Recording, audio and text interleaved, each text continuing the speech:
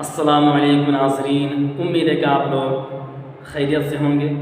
آج میں آپ کے سامنے جو ٹاپک لے کر کے آیا ہوں، جو موضوع لے کر کے آیا ہوں، وہ عاشوراء کے روزے کے بارے میں ہے کہ عاشوراء کا روزہ یہ کیا ہے، اس کی فضیلت کیا ہے، اس کی اہمیت کیا ہے، اور ہمارے حضور سرور کائنات کا اس پر ارشاد گرامی کیا ہے۔ میں کوشش کروں گا کہ میں اس کو بہتر سے بہتر میں آپ کو بتا دوں۔ اس سے پہلے میں آپ سے گزارش کرتا ہوں کہ اگر آپ ہمارے چینل پر نئے ہیں تو ہمارے چینل کو سبسکرائب کر دیں اور دوسروں تک اس جانکاری کو پہنچانے کی کوشش کریں تاکہ وہ لوگ بھی عاشوراء کی فضیلت کے بارے میں سمجھ جائیں۔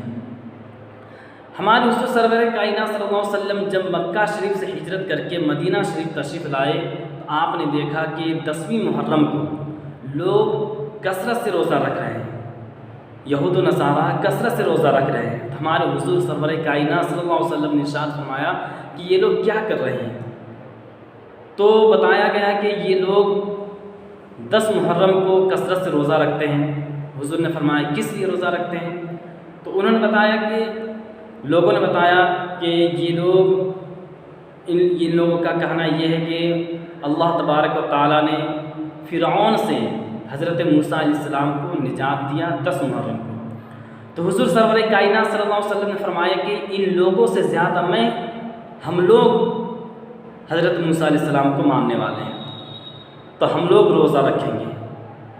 یہاں تک کہ حضور نے فرمایا کہ ان لوگوں کی عبادت سے مشابہت نہ ہونے پائے، اس لیے تم لوگ 9 کو بھی روزہ رکھو اور 10 کو بھی روزہ رکھو تاکہ ان لوگوں سے ہماری عبادت جداگانہ ہو جائے۔ اور حضرت ابو ہریرہ رضی اللہ تعالیٰ عنہ سے روایت ہے، مسلم شریف کی حدیث ہے اور مشکاۃ شریف میں بھی یہ حدیث موجود ہے کہ حضرت ابو ہریرہ رضی اللہ تعالیٰ عنہ نے فرمایا کہ رمضان شریف کا روزہ کے بعد عاشوراء کا روزہ یہ فضیلت رکھتا ہے، اور فرض نماز کے بعد تہجد کی نماز فضیلت رکھتا ہے۔ تو آپ نے سماعت کیا کہ ہمارے حضور سرور کائنات صلی اللہ علیہ وسلم نے کس طریقے سے عاشوراء کے جو روزے ہیں ان کے بارے میں کیا ارشاد گرامی ہے، اور ہمارے حضور سرور کائنات صلی اللہ علیہ وسلم نے عاشوراء کا روزہ رکھا بھی اور دوسروں کو رکھنے کی بھی اجازت دی، حکم دیا کہ تم لوگوں بھی روزہ رکھو۔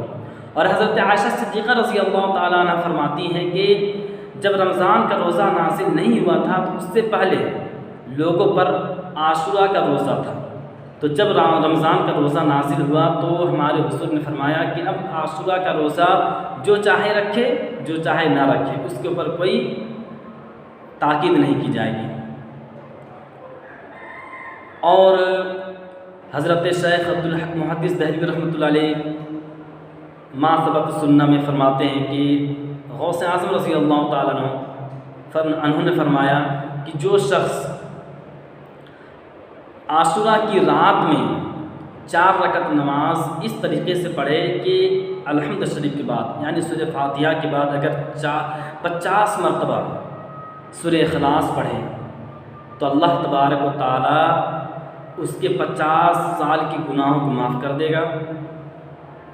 ماضی کے 50 سال اور آئندہ کے 50 سال کے گناہ کو اللہ تبارک و تعالیٰ معاف فرما دے گا۔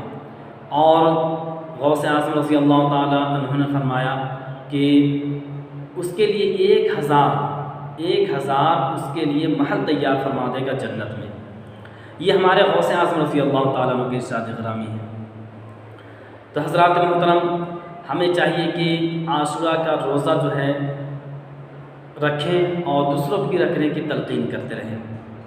تاکہ اس کی جو فضیلت ہے اس فضیلت سے ہم لوگ محروم نہ ہوں۔ اور ایک نماز ہے جو بہت آسان ہے، صرف 2 رکعت پڑھنی ہے۔ اگر جو شخص یہ چاہے کہ ہمارے لیے قبر میں روشنی کا انتظام ہو جائے، ہم جب یہاں سے دنیا سے انتقال ہو کر کے قبر میں جائے اور قبر میں ہمارے لیے روشنی کا انتظام ہو جائے، تو وہ شخص 2 رکعت نماز اس طریقے سے پڑھے کہ ہر رکعت میں سورہ فاتحہ کے بعد یعنی الحمد شریف کے بعد 3 بار قل هو اللہ احد پڑھے۔ اللہ تبارک و تعالیٰ نے چاہا تو اس کے لیے قبر میں روشنی کا انتظام فرما دے گا۔ بہرکیف اللہ تبارک و تعالیٰ سے یہی دعائیں کہ ہم لوگوں کو 10ویں محرم کی جو فضیلت ہے اس فضیلت کی قدر کرنے کی توفیق عطا فرمائے۔ اور ہم لوگ جو 10 محرم کو اپنے وقت کو طرح طرح کے فضولیات میں جو خرچ کر دیتے ہیں، اللہ تبارک و تعالی ہم لوگوں کی ہدایت نصیب عطا فرمائے۔ آمین ثم آمین۔ السلام علیکم ورحمۃ اللہ وبرکاتہ۔